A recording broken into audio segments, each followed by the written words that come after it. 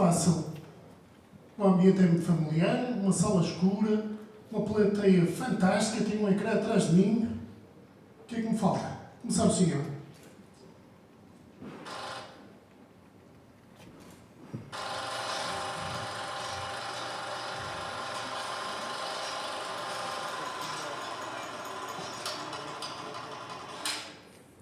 Ora, eu arrisco dizer que todos os presentes nesta sala já foram alguma vez ao cinema ver um filme. Pois bem, certamente alguns, inclusive, já se questionaram sobre como é que o filme é projetado. E não vos vou amassar com muitos elementos técnicos, mas vou-vos falar da primeira tarefa que eu desempenhei no cinema. Fui projecionista. Ora, o projecionista é um elemento importantíssimo na indústria cinematográfica. Durante mais de um século, ele assistiu a centenas de filmes, decorou frases, decorou cenas dos mais diversos filmes que passaram pelas mãos. E o espectador? Bem, o espectador raras vezes se apercebeu da presença do projecionista. Apenas quando a imagem ficava desfocada, ou até mesmo quando a cabeça do ator aparecia na parte inferior da imagem e as legendas na parte superior, ou até mesmo se o som não estava no volume correto, é que algum espectador se levantava da sala e tentava passar recado para a cabine de projeção. E mesmo nessa circunstância, acabava por não conseguir chegar à palavra com essa figura misteriosa, o projecionista.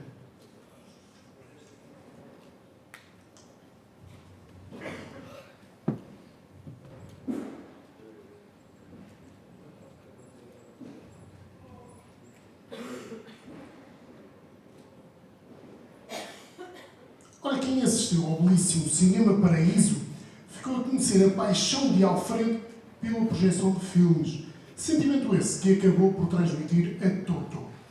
Pois bem, foi essa mesma paixão que o meu pai acabou por me transmitir, a de projetar filmes. O meu pai começou a projetar cinema no início dos anos 60 e durante cerca de 2 décadas projetou filmes em salas paroquiais e em muitos outros espaços que não eram necessariamente salas de espetáculo. Só em 1982 é que acabou por inaugurar a sua própria sala de cinema, em Vila Nova de Gaia, sala essa que funcionou regularmente durante uns 30 anos. Ora bem, foi aí que começou a minha paixão pelo cinema, naturalmente. A magia de entrar numa sala escura e ter a oportunidade de ser transportado para histórias que nos podem divertir, assustar ou até mesmo simplesmente fazer-nos sonhar é algo de extraordinário que nós conseguimos sentir sempre que entramos numa sala de cinema. Ora, mas a magia de ver a reação dos espectadores é algo ainda superior. E o projecionista tem essa capacidade. Na sua cabine de projeção, e ele consegue estar atento à tarefa e consegue naturalmente assistir também à reação dos espectadores. Ora, eu descobri isso quando tinha uns 8, 9 anos de idade. Na altura, o projetor do cinema do meu pai funcionava a elétrodos de carvão. E foi nessa altura que eu comecei a projetar cinema num projetor da marca Microcine, onde o intenso feixe de luz que chegava ao ecrã era obtido através de iluminação por arco voltaico. Ou seja, esta técnica consistia em eletrificar em alta tensão 2 polos metálicos. Ora, este processo de iluminação da projeção, aparentemente mais complexo, implicava a presença constante do projecionista, precisava de estar sempre a aproximar os 2 elétrodos, que nós também chamávamos de carvões. Ora, nesta altura, se o projecionista se ausentasse da máquina por uns 5 minutos, o ecrã ia começar a ficar escuro. E no caso do filme, inclusive, já ser bastante escuro, nessa circunstância, se calhar o ideal era o projecionista nem assoar o nariz. Ora, como o projecionista passava semanas seguidas, por vezes a exibir sempre o mesmo filme, inconscientemente ele acabava por decorar as falas, acabava por decorar as cenas dos filmes. Ora, o avanço tecnológico acabou por nos trazer um projetor em que era utilizada uma lâmpada de gás Xenon. Agora, já não era necessária a presença constante ao lado da máquina. E já só precisava de meter o filme na máquina e ficar atento à projeção. É nos anos 90 que eu começo a entender como funciona o projetor e como funciona a projeção do filme. Vamos à matemática e a mais alguns dados técnicos.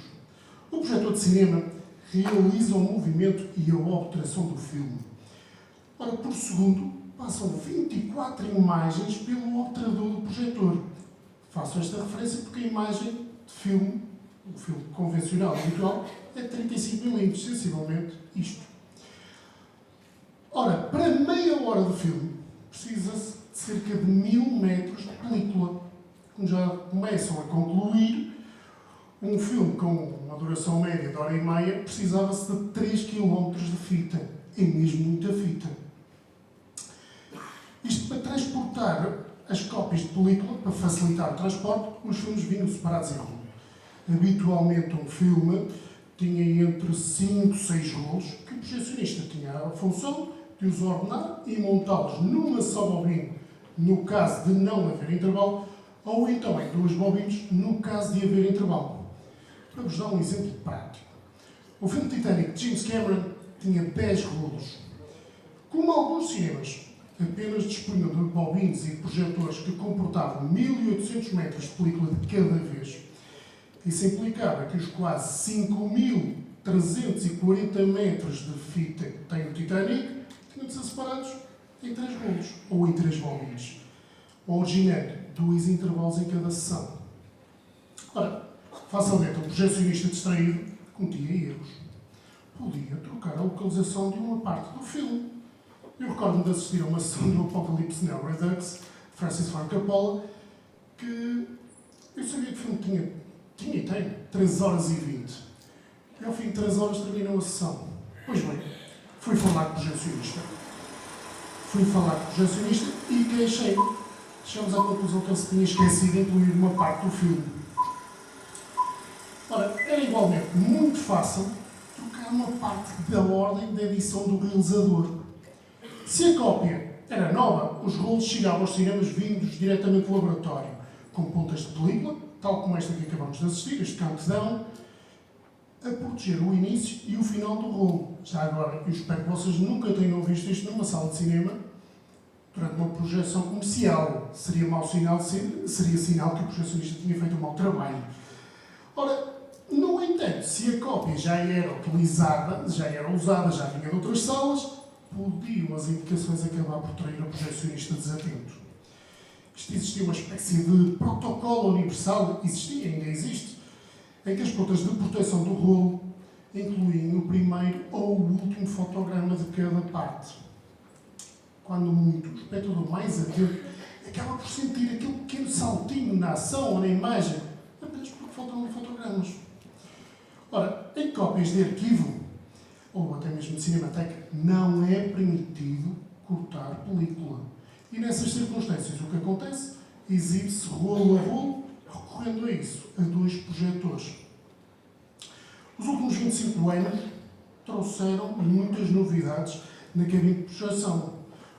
Os 100 anos antes tiveram poucas novidades na cabine, de salientar, por exemplo, a introdução do som, as alterações de formatos de imagem. Mas os últimos 25 anos acabaram por trazer muitas novidades. Nomeadamente, foi desde o final dos anos 80 que as salas começaram a ter som estéreo.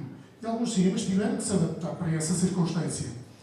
Então, como recordo, apenas 2 cinemas portugueses terão exibido o filme Top Gun em som Dolby Stereo. E foi preciso esperar até ao início dos anos 90, mais concretamente até 94, para começarem a ser introduzidas nas salas de cinema canais de som digital. Passamos a dispor de 6 a 9 canais de som distintos. E começaram a ser também introduzidos alguns automatismos na projeção. E as tradicionais e emblemáticas salas de cinema do Grande Porto, ou da cidade do Porto, começaram a encerrar. Está fácil de ver, se calhar, a necessidade de atualização tecnológica e até mesmo em alguns casos de reforma dessas salas, levou a começassem a ser inauguradas salas, os complexos, os multiplexos, em centros comerciais. E a forma de ver cinema teve de ser alterada. Ora, a quantidade de sessões também aumentou. Durante anos, a ida ao cinema foi um evento social, isso é indiscutível. Cinemas como o São João, Coliseu, Passos Manuel, Batalha, Sala Bebé, o Rivoli, mantinham os seus filmes em cartaz durante semanas e semanas, com muitas sessões esgotadas e com os espectadores a terem de procurar bilhetes na Candônia para conseguirem assistir a uma das 2 sessões diárias. Os filmes tinham poucas cópias e um potencial sucesso bilheteiro era capaz de estrear em Portugal com 3 cópias. Estreavam 2 em Lisboa e uma chegava ao Porto. E só depois dos espectadores já não procurarem as sessões no Porto ou em Lisboa é que o filme começava a percorrer as restantes localidades do país. Está bom de ver. Um filme que facilmente poderia ficar em cartaz durante 2 ou 3 anos. Ora, a chegada dos multiplexes levou a que as distribuidoras passassem a estrear, por exemplo, 25 cópias em todo o país.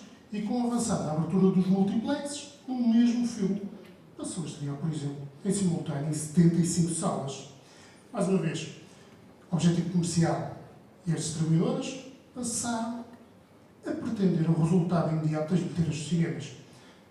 No mercado português, em que a principal distribuidora é igualmente o principal exibidor, a necessidade de lucros levou a que encerrassem todas as salas que programavam na cidade do Porto.